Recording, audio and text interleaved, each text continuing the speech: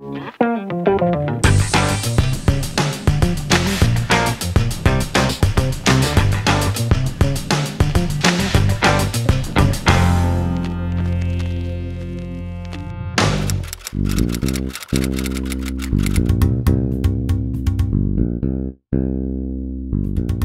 it's not so much about teaching, but it's more about society and about universities. I think that somehow the other universities are caught in a bind, really.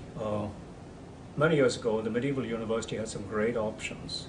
They functioned more like franchises. Well, it's a terrible word now when you think about the Tiger Cats and all that.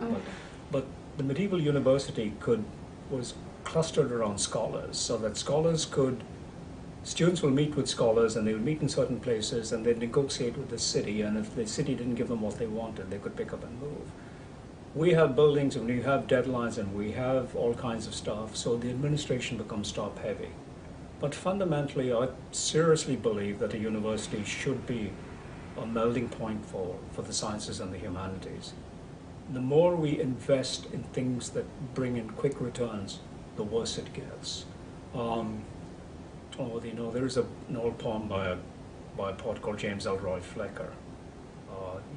He wrote it many years ago, just after the First War, and one of the lines he says is, "I cannot, if you bridge the seas, or right secure the cruel sky, or build consummate palaces of metal or of masonry, but have you wine and music still, and statues and a bright-eyed love, and foolish thoughts of good or ill, and prayers to them who sit above."